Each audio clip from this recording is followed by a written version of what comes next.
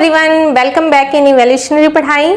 हम कर रहे थे इकोनॉमिक्स का third chapter that is theory of demand, जिसमें हमने कर लिया था meaning of demand and determinants of demand, right. और स्टूडेंट्स, उस वीडियो का जो लिंक है इस वीडियो के डिस्क्रिप्शन बॉक्स में भी गिवन है, तो आप उस वीडियो को भी जरूर देखें बिकॉज बहुत ही इंपॉर्टेंट टॉपिक है डिटर्मिनेंट्स ऑफ डिमांड, राइट।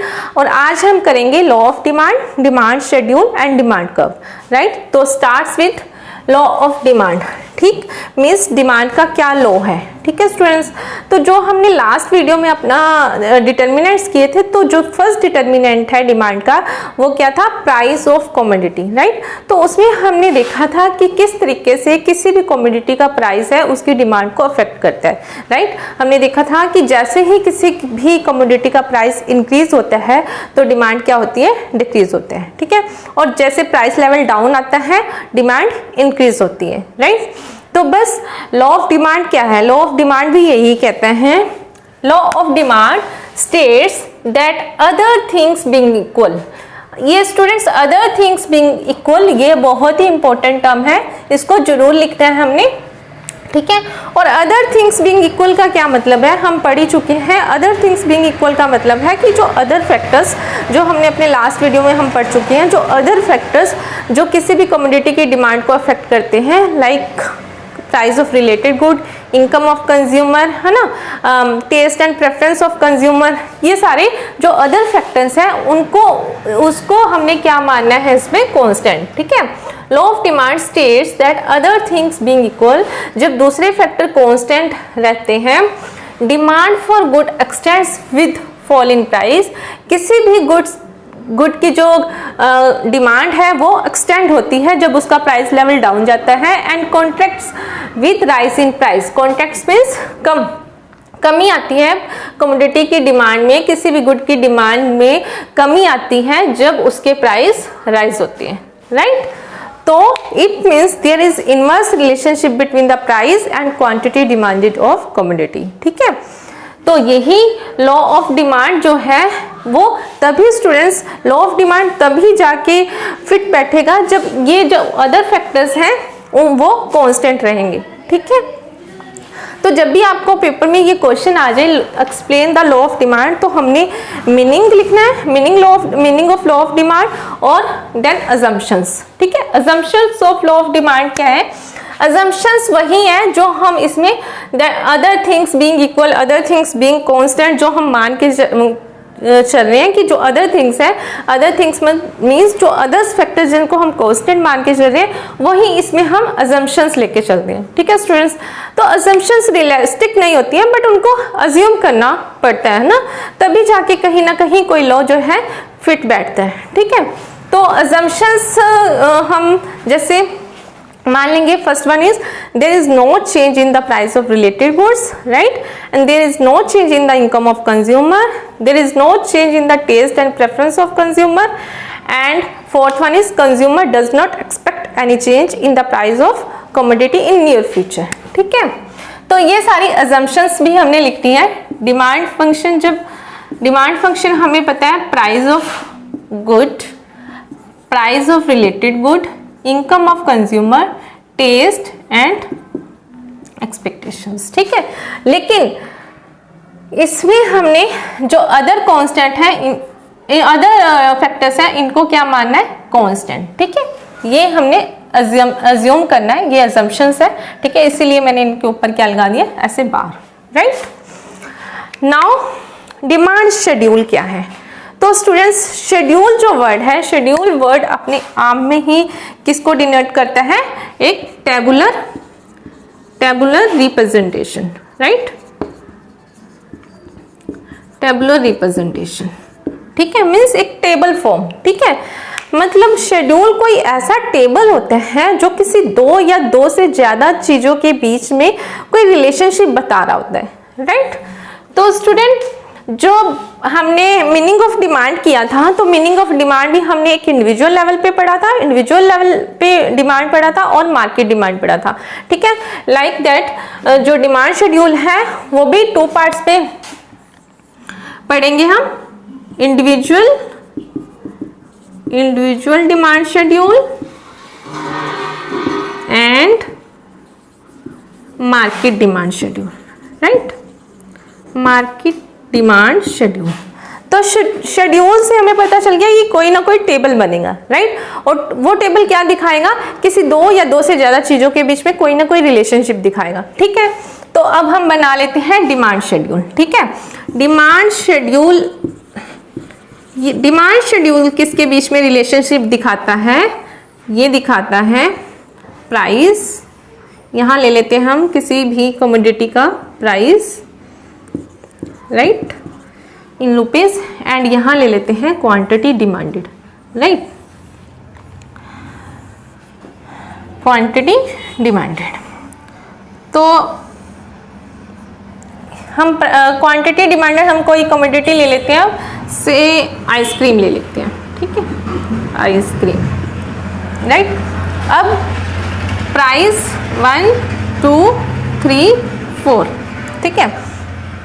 और हम पढ़ ही चुके हैं कि there is inverse relationship between the price and quantity demanded of commodity, कि जैसे जैसे प्राइस इंक्रीज होगा डिमांड जो है वो डिक्रीज होती जाएगी, ठीक है।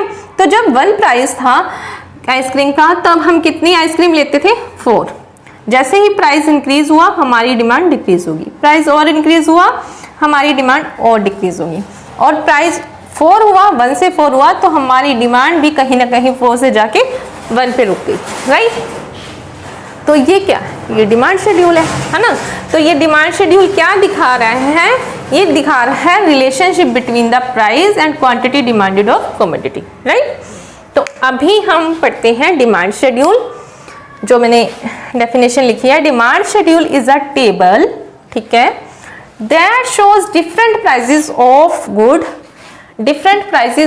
Good and the quantity of that good demanded at each possible prices, ठीक है। और कितनी कितनी जो क्वांटिटी है डिमांड की जा रही है अलग अलग प्राइसेस पे, ये रिलेशनशिप ये टेबल दिखा रहा है, ठीक है। तो आई होप डिमांड शेड्यूल समझ आ गया होगा, बहुत इजी है, राइट। अब इंडिविजुअल डिमांड शेड्यूल जो है, इसमें क्या है, इंडिविजुअल नाम से ही पता चला है, जिसमें वो शेड्यूल जो सिर्फ एक ही कस्टमर, एक ही कंज्यूमर की अलग अलग प्राइसेस पे किसी गुड के लिए क्या क्या डिमांड हो सकती है, उसके बीच में रिलेशनशिप दिखाएगा, प्राइस और क्वांटिटी डिमांडेड, राइट। और हम इसकी डेफिनेशन यहीं से बना लेंगे जैसे हमने डिमांड की बनाई थी।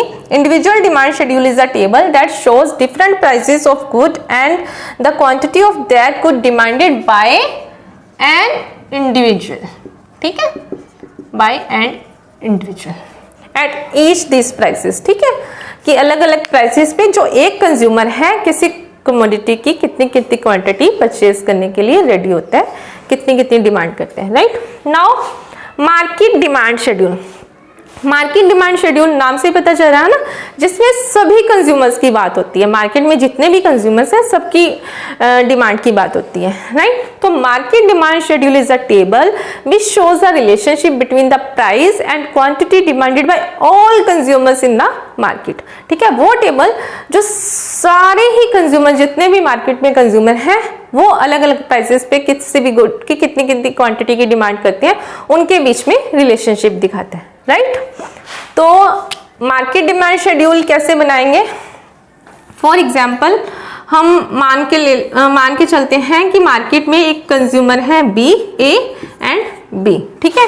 वैसे तो बहुत से कंज्यूमर हैं, पर अभी हम सिर्फ मान के चल रहे हैं कि 2 ही कंज्यूमर हैं मार्केट में, ठीक है। तो प्राइस ले लेते हैं, यहाँ पे क्वांटिटी डिमांडेड ए की, ठीक है, और यहाँ पे quantity demanded by B, right, और यहाँ पे आ जाएगा मार्केट डिमांड, ठीक है, मार्केट डिमांड, राइट। तो प्राइस 1 2 3 4, ठीक है। तो क्वांटिटी डिमांडेड बाय ए, जब प्राइस 1 था तो ए की डिमांड 4 थी, इंक्रीज हुआ, कम हुई, 2 एंड 1, ठीक है। ऐसे जो क्वांटिटी बी की है, बी जितनी क्वांटिटी की डिमांड कर रहा है, तो उसकी भी जैसे जैसे प्राइस इंक्रीज होंगे डिमांड तो उसकी भी कम होगी, है ना। तो मान लेते हैं कि उसकी पहले 1 पे 5 थी, देन 4 3 एंड 2, उसकी रिड्यूस होती गई, ठीक है। तो अब मार्केट डिमांड कैसे बनेगी, कितने कंज्यूमर है मार्केट में, 2, तो इन दोनों को हम प्लस कर देंगे, 4 and 5 9, 4 and 3 7, 5 and 3, राइट।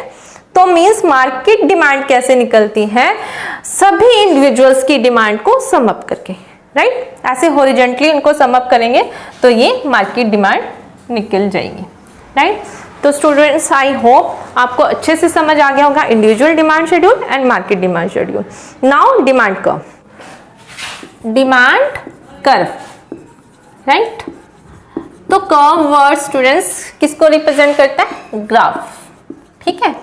तो मीन्स डिमांड कर्व क्या है, demand curve is graphic representation of demand schedule, ठीक है।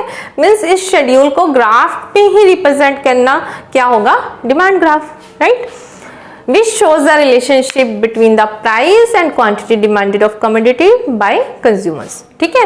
तो जो डिमांड शेड्यूल जो चीज हमें रिप्रेजेंट कर रहा है वही डिमांड कर्व रिप्रेजेंट करेगा, बट एक तरीका अलग हो जाएगा। ये शेड्यूल है, ठीक है, एक टेबल फॉर्म है और वो एक ग्राफ फॉर्म है, ठीक है। तो अब हम बनाते हैं इसका ग्राफ, ठीक है। तो ऐसे OX पे हमने लेनी होती है क्वांटिटी डिमांडेड, ठीक है, एंड O एक्सिस पे हमने OY पे प्राइस, ठीक है, प्राइस जो है 1 2 3 4, 2 3 4, ऐसे ही जो डिमांड है 1 2 3 एंड 4, ठीक है स्टूडेंट्स। तो जब प्राइस 1 था तो हमारी डिमांड कितनी थी, 4, प्राइस इंक्रीज हुआ हमारी डिमांड भी डिक्रीज हो गई, प्राइस और इंक्रीज हुआ हमारी डिमांड और डिक्रीज हो गई, प्राइस 4 हुआ हमारी डिमांड कम होके 1 होगी, ठीक है। तो ये जो है अब हमने इसको मिला देना है, स्केल से मिलाना आप अच्छे से, बिल्कुल स्ट्रेट लाइन जानी चाहिए, ठीक है। दिस इज डिमांड कर्व, ठीक है, बहुत इजी है। ये है हमारा डिमांड कर्व और ये क्या रिप्रेजेंट कर रहा है, ये भी तो ये वही चीज रिप्रेजेंट कर रहा है, between the price and quantity demanded of commodity, right. I hope आपको समझ आ गया होगा, ठीक है। अब जैसे इंडिविजुअल डिमांड है और market demand, individual demand schedule है और मार्केट डिमांड शेड्यूल है, तो ऐसे जो हमारा कर्व भी बनेगा, individual demand curve and market demand curve, ठीक है। तो ये हमारा है इंडिविजुअल डिमांड कर्व, राइट, ठीक है। और मार्केट डिमांड कर्व भी सेम ही बनेगा, ठीक है। यहाँ पे हमारा मार्केट डिमांड 9 7, तो वैसे ही हमने रिप्रेजेंट करना है, ठीक है। यहाँ पे OX एक्सिस एंड OY, ठीक है। यहाँ पे आ जाएगा हमारा क्वांटिटी डिमांडेड, तो क्वांटिटी हम यहाँ पे 2 का डिफरेंस ले लेते हैं, 1 3 5 7 9, ठीक है। और प्राइस जो है हमारा 1 2 3 4, ठीक है स्टूडेंट्स। तो हम देख रहे हैं कि जब प्राइस 1 था तो मार्केट डिमांड कितनी थी, 9, ठीक है। ये आपने बिल्कुल क्लियर अच्छे से बनाना है, क्लियर। एंड जब प्राइस इंक्रीज हुआ तो मार्केट डिमांड कम होके हो गई 7, राइट। और 3 पे 5 एंड 4 पे 3, 4 पे 3, ठीक है। तो इसको मिला देंगे हम, ये है हमारा मार्केट डिमांड कर्व, ठीक है। ये है market demand curve which shows the relationship between the price and quantity demanded by all consumers in the market, ठीक है। तो आई होप स्टूडेंट्स आज जो हमने किया है meaning of law of demand schedule and demand curve आपको अच्छे से समझ आ गया होगा, ठीक है। अब मिलते हैं अपने नेक्स्ट वीडियो में जिस पे हम करेंगे why demand curve slopes downward, ठीक है। ये जो हम देख रहे हैं कि जो हमारा डिमांड कर्व है इसका स्लोप डाउनवर्ड है, तो what are the reason behind that, ठीक है, उसके बारे में जानेंगे।